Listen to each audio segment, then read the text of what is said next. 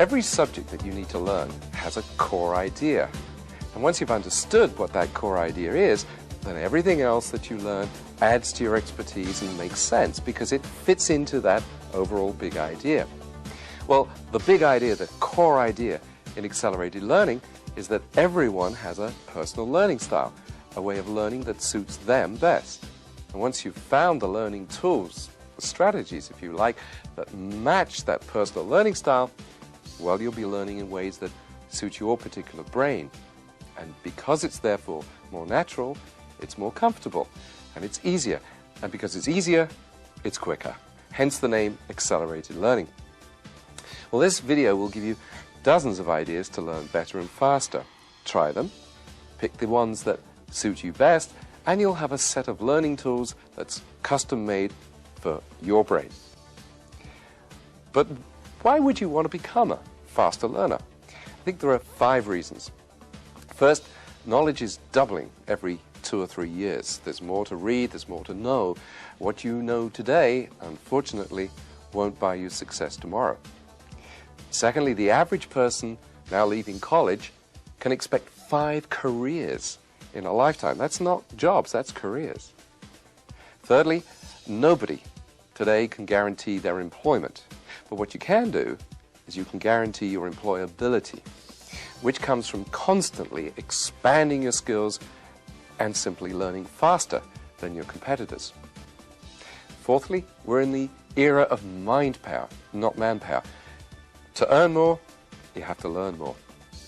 And fifthly, technology is the driving force today, and of course it's changing faster and faster. It's all summed up in one word: change. The constant upgrading of your skills, lifelong learning, is the minimum threshold to stay competitive today. And in such a fast-changing world, learning how to learn surely has to be the core skill, because what you learn can, in fact, will become out of date.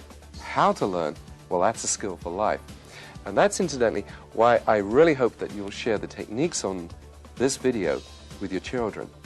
Let me spend a few moments talking about your brain, because that's, of course, what you learn with. 90% of what we now know about the human brain has been discovered in the last 20 years, and accelerated learning is based upon those important new discoveries. Accelerated learning, as you'll see, consciously starts with the big picture because that suits the faster, global, learning right side of the brain. But then it presents information logically to suit the more linear left side of the brain. Here's one of the most fascinating of the new discoveries. There's a middle part of the brain which is a key to your learning.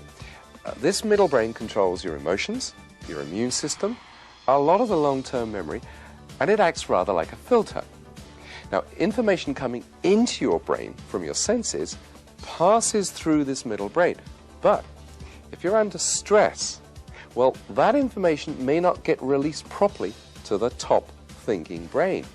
The final information you need on your brain is that the idea of a single fixed form of intelligence, which you can measure as an IQ, has, I'm pleased to say, been discredited. In its place, Dr. Howard Gardner, who's professor of education at Harvard University, has shown that we have at least seven different forms of intelligence, and maybe an 8th. Each of those intelligences represents a resource for learning. You have a linguistic intelligence, the ability to absorb and use the written and spoken word. A mathematical logical intelligence, the ability to handle numbers and sequences and logically presented data. There's a visual spatial intelligence. You use this in navigation, in drawing, sculpture, diagrams. There's a physical intelligence, the ability to use your body well. Interpersonal, the ability to communicate well, to read other people's moods and body language sensitively. There's an intrapersonal intelligence. That's an inner-directed intelligence, the ability to be reflective, to make plans, to draw conclusions. And finally, a musical intelligence, the ability to use rhythm and rhyme well. Now, the result of all our research on learning and the brain has led us to see that effective learning follows 6 stages. Let me go over them briefly. Stage 1, your state of mind. You need to be relaxed, motivated, and focused. In other words, to mobilize that middle brain. Stage 2, whatever you're learning, it involves fresh information coming into your brain from the outside. So learning involves seeing and hearing and doing. And the more sharply your senses are focused on the subject, the better you will learn. Stage 3, you've now taken in the information. Well, now you need to actively explore the subject to make it your own. And that's when you'll use as many of your intelligences as possible.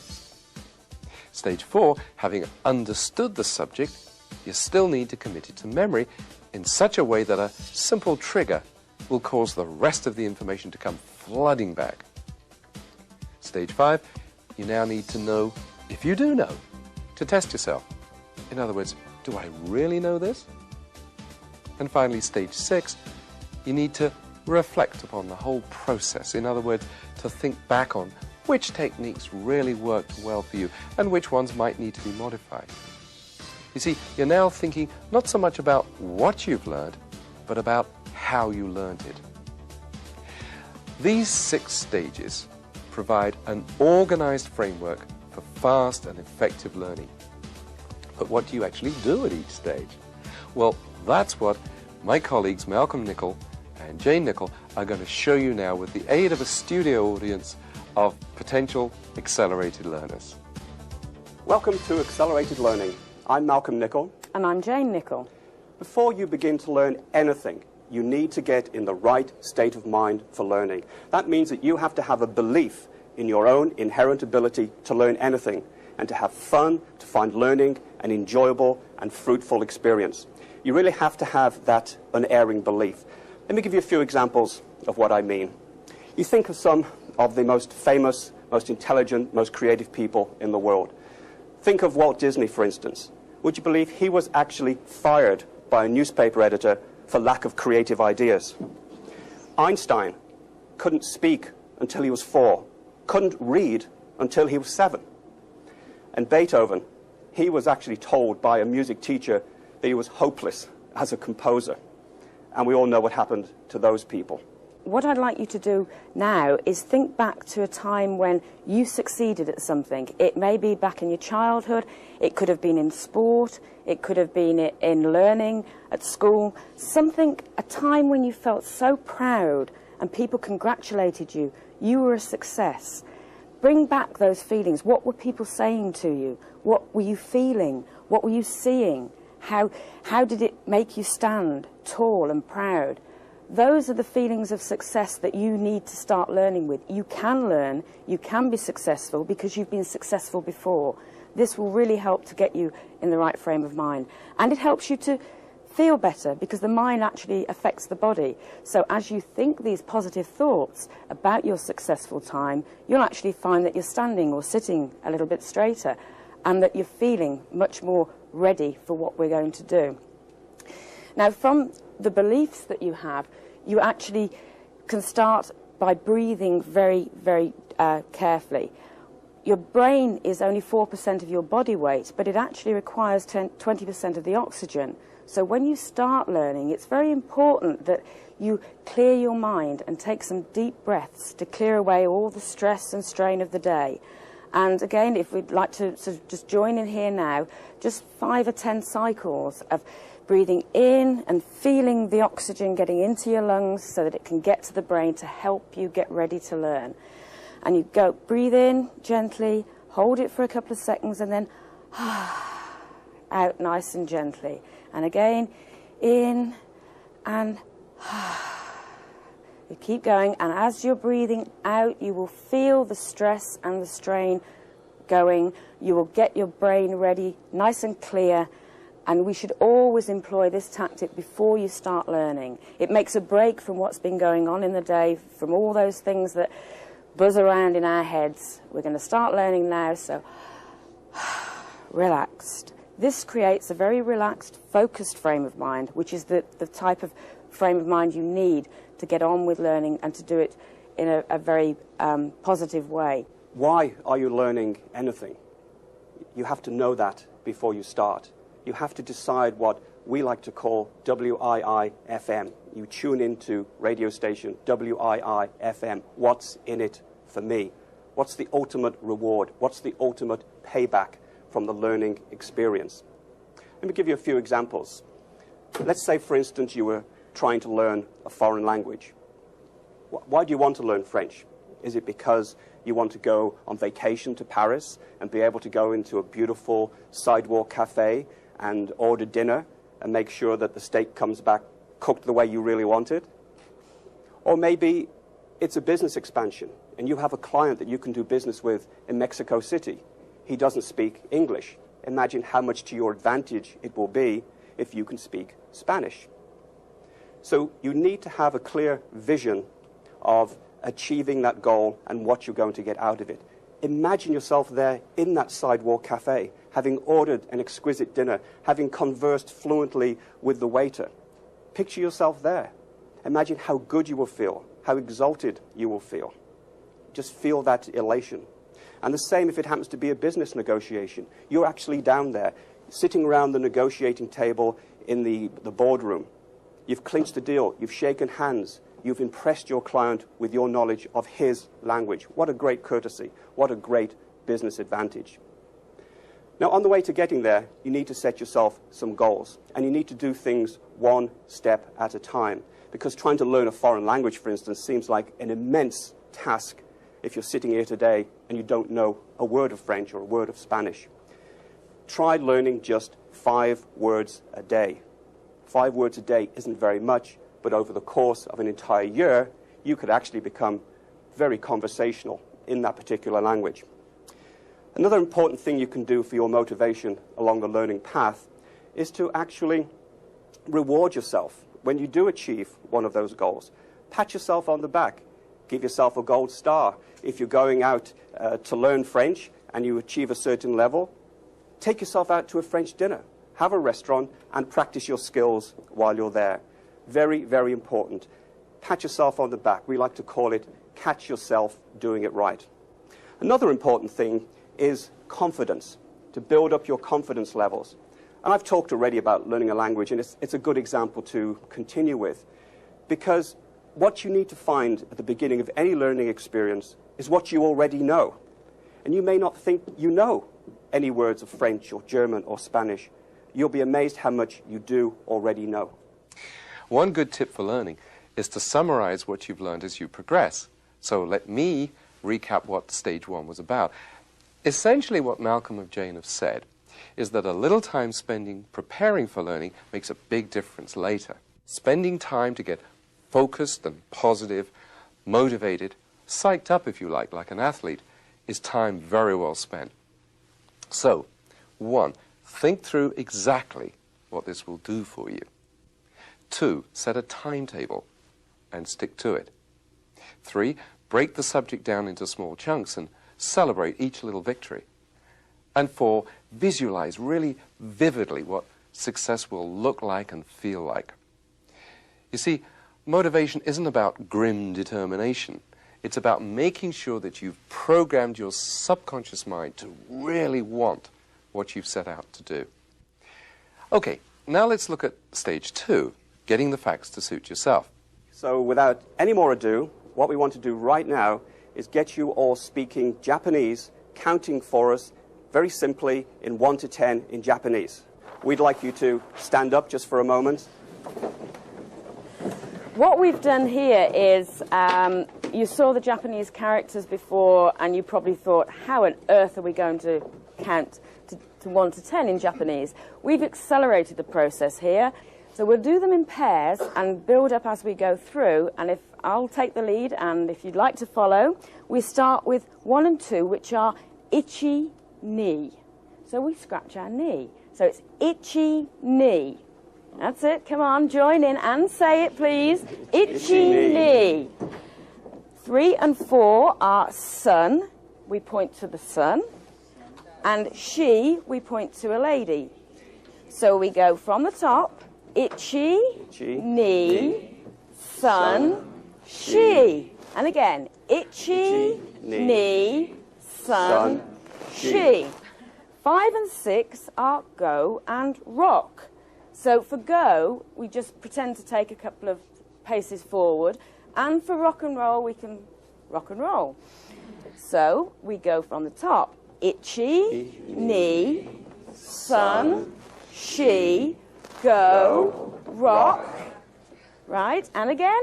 Itchy, knee, sun, she, go, rock. 7 and 8. Now, 7 is shishi. So we do a double sneeze. So it's shishi. Okay? Shishi.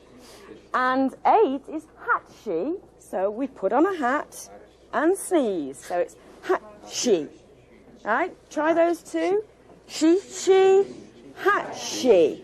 Okay, and again. Shishi, hatshi. Remember the actions. It all helps to build the memory. So we start at the top with itchy, knee, sun, she, go, rock, shishi, hatshi. And again, itchy, knee, sun, she, go, rock, shishi, and hatshi. Great. And the last pair are 9 and 10, which is coo, like a dove, and ju, we put on the yarmulke, right? So it's coo and ju. Okay? From the top. Itchy, knee, sun, she, go, rock, shishi, hatshi, coo, and ju. We will be coming back to this later on, and we'll see just how much you've remembered. Thank you very much. You sit down. That was really excellent. Thank you very much. A very good participatory audience. It's got you all warmed up as well. But this is true multi-sensory learning. And when we first said to you, we're going to teach you how to count to 10 in Japanese, I could see expressions on your faces. You couldn't believe it. Perhaps now you can believe it. Jane? One of the techniques that we use in accelerated learning for helping you to make sure that things are in your style is to actually get a big picture overview. When you're starting a subject, look at the whole thing, see where you're leading to, so that you can see how the parts build up and fit in. The next technique that we like to use is to actually break that big picture down into small steps. Because again, just like goals in life, if you've got small steps along the way, you can reward yourself as you achieve them, you can calculate how you're progressing, you know you're moving towards your final destination. Now, there are many, many ways of learning, of getting input. It can be an audio tape program, it can be videos, television programs, lectures, books. No matter what input you use, to make sure that you're listening or watching very carefully, you should always be trying to ask questions of the person who wrote the program, who wrote the book, who's presenting. Because if you're always listening to ask the questions, to try and trip them up if you like, then you're listening well and you're making sure that you're concentrating, looking for the things that you need clarification on. And we recommend that you use the A, E, I, O, U that's on the board there, which are the vowels in the alphabet, to remember the type of questions you need to be asking. They are assumptions. You know, what assumptions are being made here? What evidence is there for the answers? What illustrates this point? Or what illustrations can I think of in my own work? What opinions or conclusions can I draw from what's being said? And basically, what's unique about this? What haven't I heard before? What can I do with this? So always be forming questions, asking the author, the writer, the presenter in your mind. You know, get your answers. You'll be very much listening well if you do that. As Jane mentioned, as adults, there are 3 key ways that we take in information: visual, auditory, and physical. And I'd just like to ask you to consider for a moment how you best remember various events that happen. Let's say, for instance, that you're watching TV, or you're at the movies, or even reading a book. Do you, A, best remember what you see? Do you remember the scenes? Do you remember what people look like? Or B, do you remember the dialogue? Do you remember what people have to say? Do you remember people's names? Do you remember the jokes? Or C, do you remember what happened? Do you remember how the characters felt? Do you remember how you felt watching them or reading about them? You are all unique individuals, and you all have preferences. And this is what multisensory learning is all about, is to help you recognize the ones that you have and to embrace the others as well for true multi-chance, multisensory learning. Jane? We've seen a lot of techniques so far and mentioned a lot of techniques that actually refer to each of the senses. The visual people will certainly find techniques like highlighting. As you go through a textbook, don't be afraid to highlight, because we've all been brought up to respect books, but basically they need to work for you, and you should be involved in what you're learning. Go through, highlight the text as you find new information, underline it. Those sort of things will be very helpful for the visual people. You can also use mental imagery and visualization to put yourself in a situation where you're using your learning. That's a very visual technique. You can watch demonstrations. You maybe need to see somebody doing something before it really makes sense to you. And also the mapping technique that we'll be showing you in a little while, like the maps that we're using here, would very much be a visual technique where you can see what we're talking about. For people who are more auditory, they don't need necessarily to take so many notes, because that's their way of learning. They take the information in an auditory style. And things like audio tapes, even reading into an audio tape themselves to help revise, that would certainly help. They appreciate the sound of the voice. You can use tone and even use crazy accents to make things stand out more when you're taping your own revision. Reading out loud is definitely helpful for somebody who's auditory, and obviously lectures are ideal for them.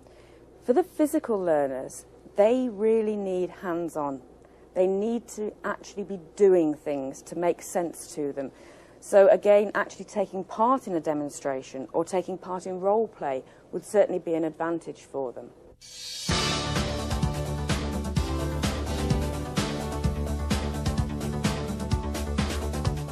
What we're going to do now is actually show you how to read through a textbook in a very powerful way, so that you can absorb information and comprehend information even while taking it in at a pretty fast rate. Jane? We're using the imaginary example of a 250-page book. You know, a lot of us get these books and we know we need to find the information. But in this day and age, it's where do you find the time to actually wade through, learn it, and get anything useful out of it. So we're going to look at, say, a 250-page book that's divided into 10 chapters. Now, using techniques that we've already spoken about in this stage of learning, we first of all get a big picture overview. And to do that, we look at the chapter heads, we look at the title and the author, we look at the chapter heads, we look at the index, so that we've got a general idea of what the whole book is about. We spend about 5 or 10 minutes just doing that. We then preview the first chapter. We spend about 3 minutes really going through, reading any subheadings and looking to see what information is in there. And basically at this point, you stop after the first chapter and you say, have I found anything of use? Because my time's precious. You know, if I haven't found anything in an overview and a preview, then am I going to find anything in the other 9 chapters?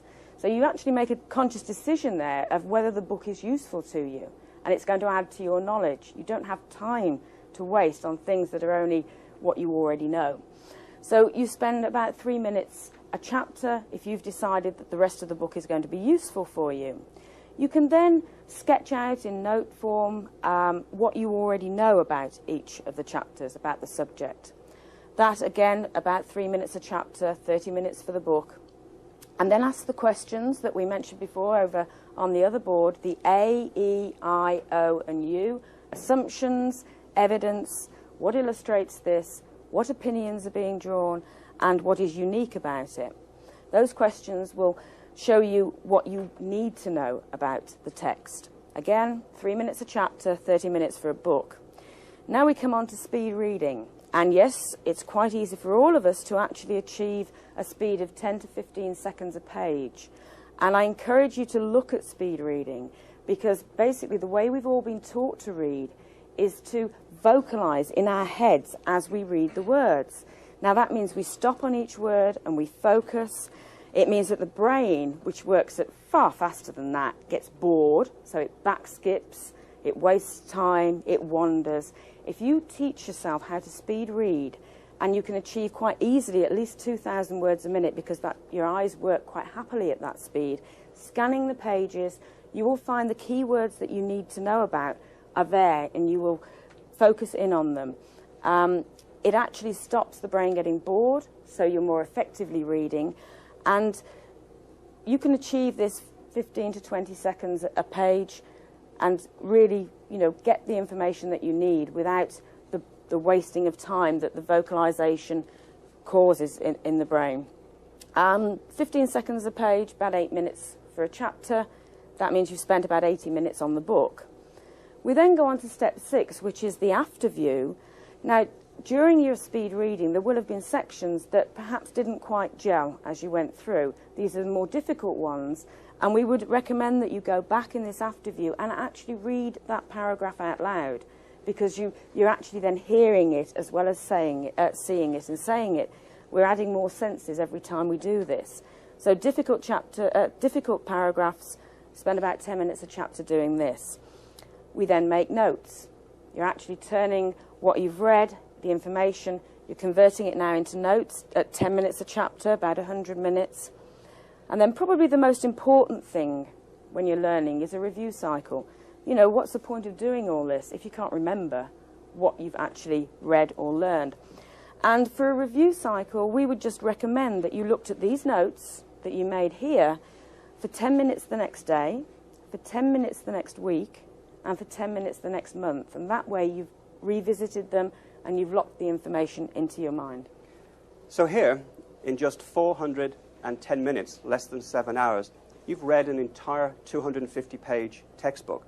But you haven't just read it, you've reviewed it, you've re-reviewed it, you've made notes, but also you've fully understood and fully comprehended it. That's the power of power reading. Now, in terms of taking notes, there's another very important technique that we call learning maps. And we've actually already introduced you to learning maps, because that's exactly what this is here. It's a unique way of making information much more memorable. And we do have in the studio audience today somebody who has effectively used a learning map in his work relationships. I'd like to ask Jerry Cohen to come up and share with us his experiences. Welcome, Jerry. Certainly. Hi. Would you please tell us, first of all, what your occupation is, what you do? Yes, I'm a global account manager for Hewlett-Packard Components Group. Mm-hmm. And how have you embraced the whole idea of learning maps? Well, I've used learning maps for different things. I found it very useful for presentations. Mm-hmm. For instance, I have in front of me a presentation that I did a period of time ago, and it was a region review. So I centralized the talk about the region review, and I had different portions that came off, that radiated off it, and I talked about each thing in turn. And the incredibly powerful thing that I learned about this is that after reviewing it and going through it, I can actually create a picture of this in my mind, and I can therefore go to a section and see it in my mind, what all the things I'm going to talk about, what all the key elements are, and the order I'm going to talk about it in. Right. And I see you've used different colors as well. So how important was that? The different colors aren't really essential, but they do help to distinguish it a little bit better. Mm-hmm. And how do you find this kind of learning, keeping notes, is different from the old-fashioned linear methods, I guess? Yes. In the beginning, I really didn't see what, just by reading about it, I really didn't see what the difference was. Mm-hmm. When I actually started using it, I found that it made a tremendous difference. Mm-hmm. I found that I can visualize the sequence of events. When I made notes, I could then put another note right in the exact spot. If you did it in a linear fashion, there's no room for adding it. Everything is in a sequence of what you went through, but not necessarily in an organized way. And this is a very important point, because for learning to become truly memorable, you actually have to implement it and put it into effect. And this is something that you've now shared with other people? Yes, in fact, I've given these techniques to people in my group, and they've used them. Some of them are in the audience there, Great. and they've used them and different things as well. Okay. Thank you very much, Jerry. Okay, We appreciate it. Okay. So there you see what learning maps are all about and how they can actually be applied into the workplace very, very effectively. It's a true way of learning, using all of our senses for learning. So how do we actually build a learning map? Basically, we find out what the core idea is, and we put that in the centre. So we build up from a core, and each subject will have a branch. And on a learning map, maybe the first branch is, you know, what are we going to record? We're going to record ideas. So we just put a little branch for ideas. You don't record great long reams of words. You're actually recording ideas. And the ideas will be recorded in just maybe keywords. So that one word will trigger the memories and you'll remember everything else. Now, you might actually record in pictures if you're a good artist. If your brain thinks that way, you might well start drawing your, you know, whatever it is you're talking about. I've got a nice little house there. Or it could be you're drawing symbols where you've got big arrows going from one thing to another, where it loops and joins up information, things that aren't even possible on linear maps without really getting completely lost. You might then have another section which says, well, what can we use them for? Jerry's used them for presentations. Anything that you have to write notes for. So it could be for meetings, to actually record ideas from meetings. Brainstorming is another wonderful way, because you can go back to add information later as it crops up, and yes, it's related to that, or it's related to something else. Colour is very important. The visual memory is very, very strong. And this is why learning maps work, because instead of having 6 pages of notes, you've actually got all your notes on one page, and you almost take a photograph of it with your brain. And if you're trying to learn from it, and you're redrawing a map, your brain will be looking for what's missing. So you might have, on the original one, had 3 legs, and you think, you know, that part of the subject I've completely lost. That's where I need to do some more work, because your brain is in tune with this sort of learning. A brain cell is very much like this. You know, you've got a centre and you've got all the connections coming out from it. So we make it as memorable as possible, and we use a lot of colour. Colour can be used to relate different parts of the information so that you can track that the same ideas are in the same colour. It can be used, as I said, to actually relate things. So, you know, you have these, the colour is important, and we want to colour the key words maybe. So we add the colour into the keywords. You also maybe use different sorts of lettering. I mean, on a rough map, you just go through quickly, but then part of the technique is to actually redraw your notes later so that you organise them more. And that's all part of the memory and learning process. But, you know, you might have something, if you're writing the word stress, you might go, you know, and really make it look like what it's supposed to be. So you know that that's, stress, or, you know, we had one on the earlier one which was relax, and it was a very laid-back lettering. They're just visual ways of making your notes come alive, and they can be so useful because you can picture what you've learned. And the old saying is, picture's worth 1,000 words. This is definitely a way that we would encourage you to try, because like Jerry said, once you've tried, you really do realise how useful they can be, and you end up using them in preference to any other method of taking notes. So we each have a preferred individual learning style. We really have a combination of intelligences. What accelerated learning does is it helps you identify what you're good at, and it also identifies the things that maybe you want to work on, so you can embrace all of the different intelligences. Learning must never be passive. You have to be doing something as you learn. And this chart, I think, really tells a story. On average, we only remember about 20% of what we read, 30% of what we hear, 40% of what we see, and about 50% of what we say. But the single most effective way to learn is to physically do something, to be actively involved. But that still only results in about 60% recall. However, if we can see it, if we can hear it, if we can say it, and if we can do it all together, then we can increase that recall to 90%. Multi-sensory learning really pays dividends. I remember I once asked a group from an insurance company to write down the individual processes involved in dealing with a claim. Each person held up one of the processes in front of him, and then they all positioned themselves in the correct sequence at the front of the room. It was a very powerful learning experience that they never forgot. And speaking of powerful learning experiences, what are you doing right now as an active learner? Are you making a learning map? Will you stop the video and think through what would work best for you? That's what we mean by active participation. Knowing about a subject and really understanding it are two different things.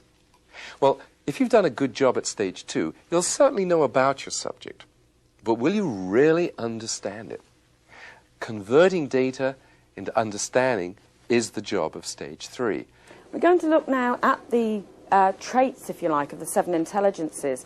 And we all have a different profile of them. We all have all 7, but we just use them in a way that is unique to us. So when I pose some questions, by all means, you will be able to answer yes to more than one, because we don't just rely on one intelligence. And the first one we're looking at is the linguistic intelligence. Now, are there people here who enjoy verbal arguments or crosswords, things like that? Those are the linguistic talents, and they would certainly be using things like asking questions or rephrasing what they're learning in their own words. That would be a way of actually employing this linguistic talent. Now, for people who like figures and accounting and science, and maybe calculating the betting odds, that is a display of the mathematical intelligence, mathematical and logical. And the sort of techniques that we can use to help us use that would be to rate and categorize what we're learning, to put them into numbered lists so that we can use this affinity we have with our mathematical, logical intelligence. A lot of people enjoy actually things like dressmaking or building models. That is using their visual spatial intelligence. And again, as far as a learning tool, we can use this by using visualization, and actually the mind mapping that we looked at in the last stage would be very, very useful to bring out this visual spatial intelligence. And then there's a group of people who definitely need to get hands-on, the people who are good at sports, for whom physical activities are the way that they transfer their learning into being. And they're the sort of people who would definitely need to be involved in actually learning, in experiments, in demonstrations, really working through and getting their hands into what they're actually learning about. Are there any people here today who are good at music? You play the piano, play the guitar, and that many other of you are also good at music. You have a good sense of rhythm. You can recognize a tune. You're musically talented as well.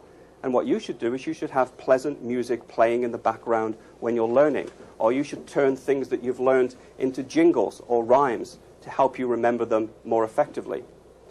Are there people here today who are good at note-taking, and you like to keep notes of everything that you do, and you also like to sit down and think and reflect and analyze what you're doing? You would have an intrapersonal intelligence. So you should make sure that in any learning situation, you allow for quiet time so that you can afterwards sit down, work out what went well, what could have gone better, and so how you can apply it in the future. Are there people here who like working in teams? You like working with other people? Maybe you like helping other people or teaching other people. You would have an interpersonal intelligence. So you should make sure that the learning experiences for you is something that you do with other people. So you can share and compare notes with other people, and you will be much more effective in the learning process. So as we've mentioned before, the whole idea of having a fixed IQ, an intelligent quotient, has gone, been thrown away, because there really are now at least 7, maybe even 8 different kinds of intelligence, and we all have a combination of each of those intelligences. So in the old days, what we like to call old-fashioned learning really was principled on the 2 intelligences, linguistic and logical mathematical. It really just gave you a one-hit, a single chance of learning. But today, we're talking about a multiple chance of learning by exposing to you the benefits of learning using all of these different intelligences. There's a lot of talk these days that every company must become a learning organization. Now, a learning organization is characterized by groups of people deciding for themselves what they need to learn in order for the company to succeed and for them to develop their personal skills. Let me give you a simple but dynamic idea that I've introduced into many of the companies that I work with. Small groups of people, say 5, form what I call learning action circles. Now, each month they decide what they'll learn. Then they each take a book or a tape course on the subject. At the end of the month, they each teach what they've learnt to the others and how the ideas can be adapted to the company's own particular circumstances. The result? Then the very act of teaching it to the others really does ensure that you understand the subject well, and secondly, you get to master 5 times as much material in the same time. Now, that really is accelerated learning. I'm sure you could use the same idea in your own organization. Let's briefly look at how a language learner used an accelerated learning course, language course, through a whole range of his intelligences. I use post-it notes. The good thing about them is that you can stick them on and off different objects. I tend to stick them on objects that I don't know the words for. I had one on the drawer for le tiroir, and I could never remember the word for central heating, so I actually stuck one on the radiator with le chauffage central on it. And again, it was a very simple way of remembering keywords, key phrases. The physical, it seemed somehow as if the physical act of sticking it on and then looking at it and reading it aloud all together made me learn it very, very quickly indeed. What I did was I got myself 4 big white blank pieces of paper and some colouring pens, and each time I came across one of these words in the course, I drew a picture of it, because that's a good way to remember it, and I wrote the French word underneath. And as time progressed, I filled the posters more and more, until now all 4 of them are complete. It was interesting, when I first started off this course, that in the instructions, it advises you to write in the book, to use lots of different colours, to highlight verbs, and to interact with the book as far as you can. And I must admit, initially, I was a bit concerned about that, because I guess traditionally you tend to think of a book as something that you passively read and you don't write in. But I mean, I'm just amazed at the impact that actually physically writing in the book, highlighting it, making the notes in the book.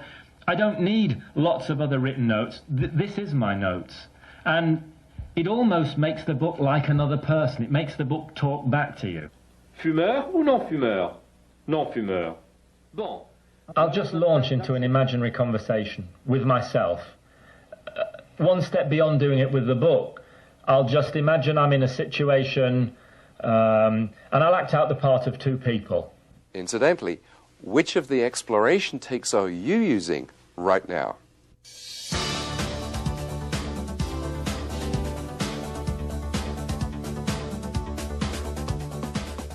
Let's now turn to stage 4.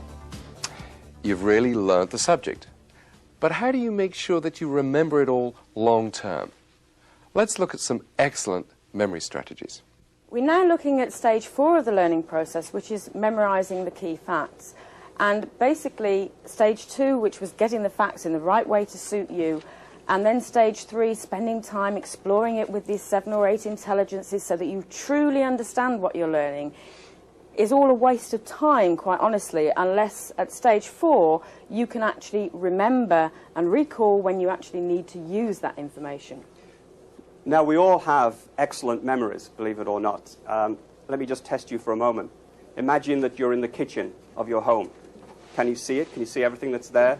You know where the oven is situated. You know where the refrigerator is situated, you can probably see the color of it, whether it's black or green or that ugly yellow that they have sometimes. You can see where the coffee machine is. Maybe for you, thinking what your kitchen is like conjures up a smell of the coffee that's brewing in the morning. But you can each picture in your own mind's eye exactly the layout of your own kitchens. You've seen it, you remembered it. The important thing that we need to do is take in the information and transfer short-term memory into long-term memory so that then you can trigger it and you have it something you can use forevermore. Jane? One of the fundamental things in memory is, it may sound crazy, but the first thing you have to do is actually decide you're going to remember. Make a conscious effort and say, yes, I'm going to remember this. That is the first thing to key up the brain ready for, oh, you know, I'm going to make a memory here. And I like to think of making a memory, if you like, as almost forging a path through the forest. The first time you go through, you part the trees, you struggle through, you get to the other side, and you look back, and nobody would ever know that you've gone through there. There's not a path defined through that forest. But if you go back that same route every so often, gradually you wear away the undergrowth. You make that connection from one side of the forest to the other much stronger. And that is exactly what happens with a memory. And to make use of this, we like to use what's called a review cycle. And that is basically, you learn your materials, you review them within an hour, so that you've got a very early review of materials. And if you're using learning maps, this is the ideal way to do it, because you flash your map for a couple of minutes, that's all, and you're starting on this review cycle. You then review again within 24 hours of learning, you review within a week, you review after a month, and after 6 months. And the staggering thing that happens to your recollections is that without a review cycle, in 24 hours, you will only remember 30% of what you've done today. With a review cycle, after 6 months, you can be as high as 80% recall. That is a tremendous difference. So it's well worth getting into this habit of a short review on a regular basis to keep you up to speed on what you're learning. And as I said, reviewing with a map is definitely a very easy way of doing it. Now, the other thing that makes your memories much more memorable, much more easy to recall, is using the multisensory learning that we talked about. If you can make your memories both visual and physical memories and also auditory, so that when you're recalling something you have all these different inputs there, that will make them stronger. If you link them to things like humour, humour is very, very memorable. So make your memories funny, make them interact with each other, put movement into your memories. That will all help recall.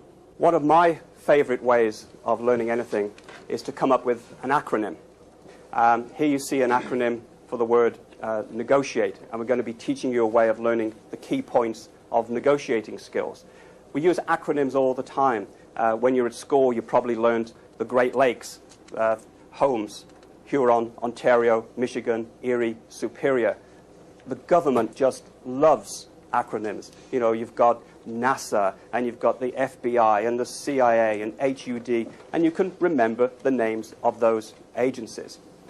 So for those of you involved in sales or negotiating, or in fact for anybody, because we're all negotiating every day of our lives in different situations, we came up with the word negotiate and we turned it into an acronym so that every individual letter stands for a key word, a key technique when negotiating. The N stands for navigate, because one of the first things you should do is take charge of the negotiation. You're navigating your way through it. You're steering it. Then E is for eyes and ears. You need to keep your eyes open for any giveaway body language signals, and you need to keep your ears alert for the hidden meanings in conversation, the things that people say and also the things that they don't say. The G in negotiate is for grimace, and this is one of the most basic tactics of all, which is that whenever anybody makes you an offer, the first thing you do is flinch. You pull a face. You don't like it. You grimace. The O is outrageous. Similar to the one before, anytime anybody makes you an offer, it's outrageous. You couldn't possibly accept that. But you yourself know that you, in turn, will also be making outrageous demands. The T is for trade-off. And this is something that you should do immediately, always. When somebody asks you for a concession, you ask for something in return. It's a trade-off. I is for impersonate. In any negotiating situation, you're going to be pretending that you're either a reluctant buyer, maybe, or you're a reluctant seller. Or you're raising issues that aren't really of any great concern to you. It's a decoy, it's a red herring, but you're raising those to get them settled before you move on to the main issue. Or you might be pretending to be dumb, when in fact you know that you're really smart. So that's I for impersonate. The A is for agree. And most salespeople know this, that you should always agree up front with the customer. Yes, I understand what you're saying. I see your point entirely. But, or you can use the good old feel, felt, found technique. I know how you feel. Other people have felt the same way. But what they found eventually was. The T in negotiate is for teasing. This is really nibbling and getting extra concessions. You've already agreed that you're getting a $50,000 a year salary. You've agreed the health benefits package. You've agreed how many weeks vacation you're going to have.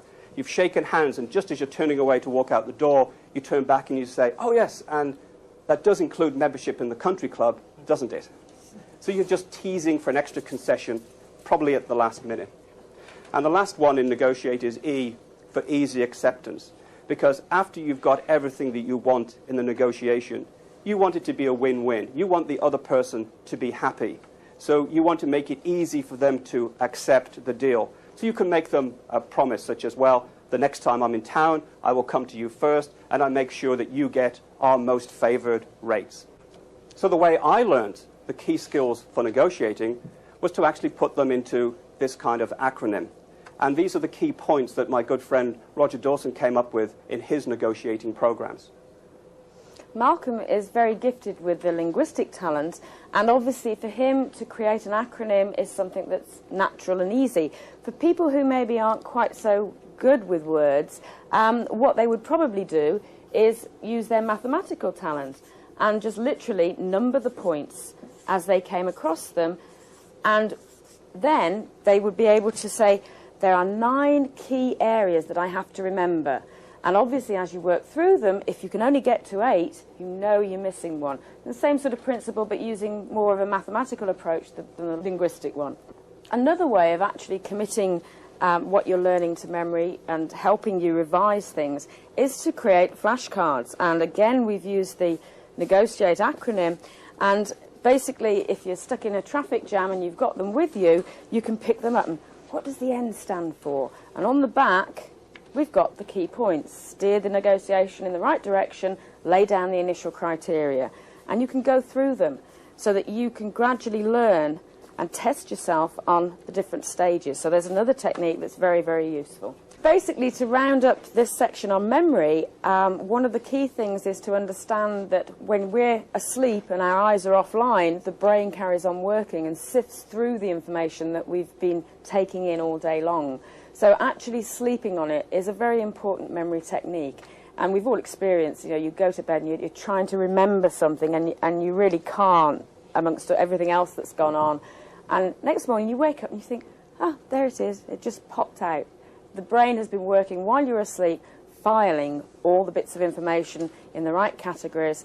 And, with some of these memory techniques that we've introduced here and reminded you of, you certainly will find that overnight your memories will get put in the right places so that you can recall them when you need them. Now let me add one excellent memory technique to the ones you've already seen, and it rejoices in the title of memory flashing.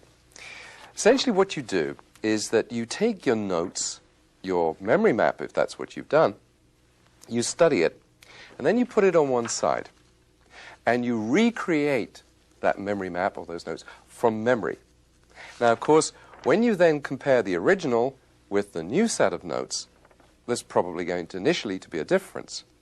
But if you do that process second time, third time even, until the new notes and the original are identical, then you really will have learnt that information cold.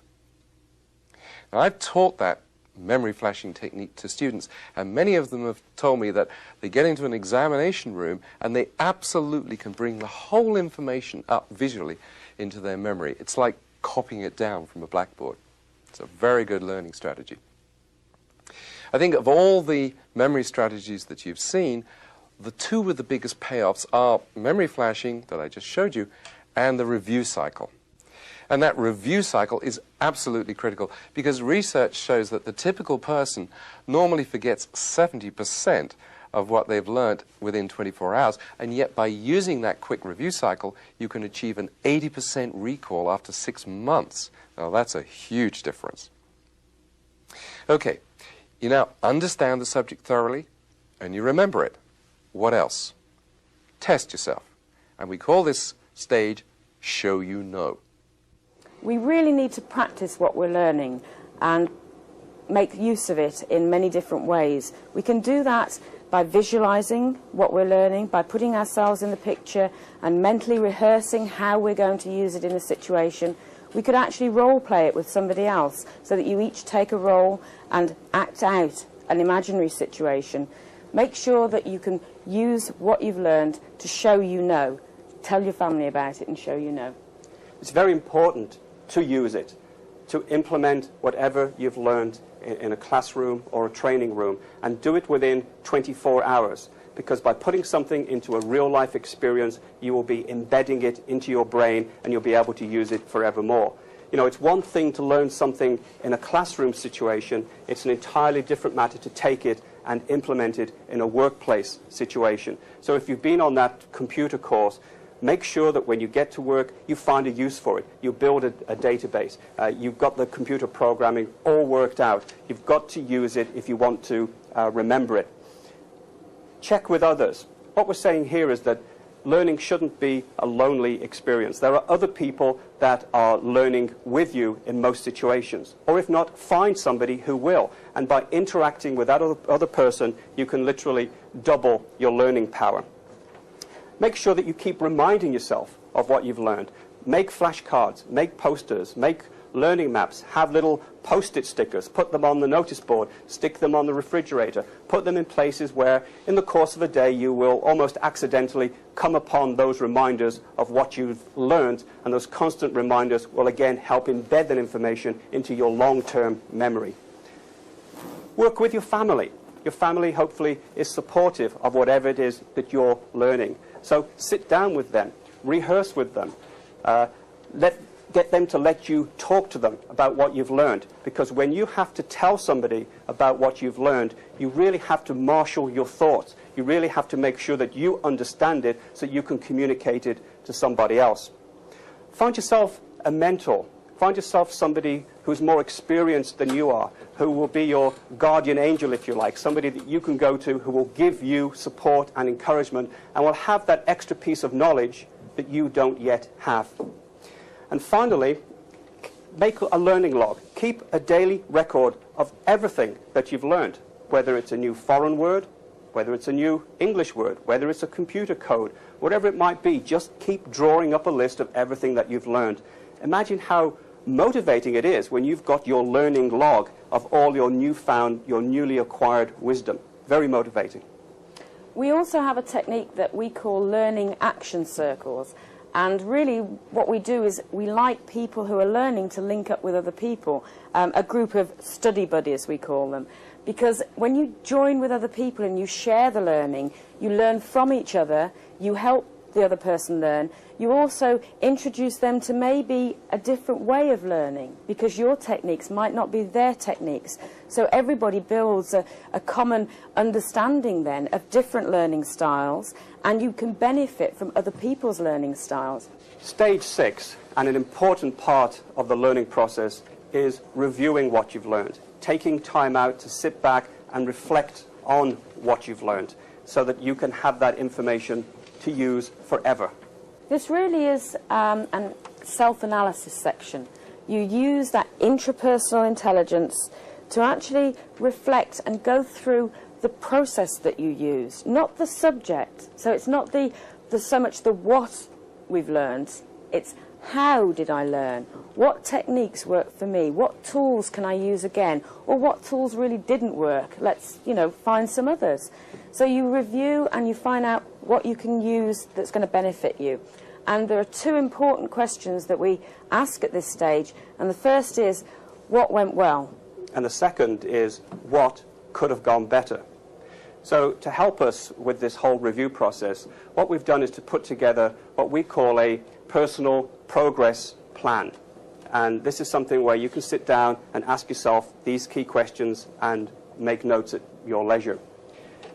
The most important things I learned are, you should prioritize the important things from any learning session. Secondly, as a result, I will do this or use these following ideas. So you haven't just learned something, you know how it's going to impact upon you in the real life situation. The third one is, I can expect this initial difficulty, but I will overcome it by this action. This is actually addressing the fact that you realise that, it's not going to be plain sailing all the way through, and that there may be little stops and stumbles along the way, but you're prepared for them. The next one is, I will check on my progress. I will know when I've succeeded. So we go back to earlier today when we spoke about rewarding yourself.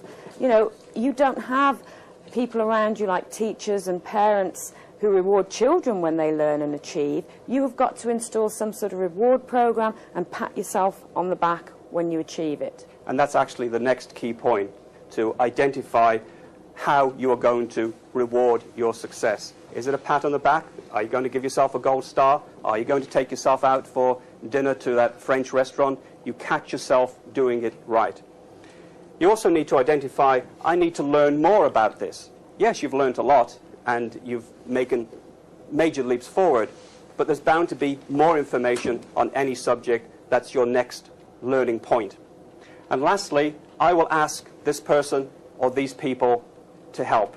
You find that mentor who can give you that helping hand, that person who can be your support and encouragement.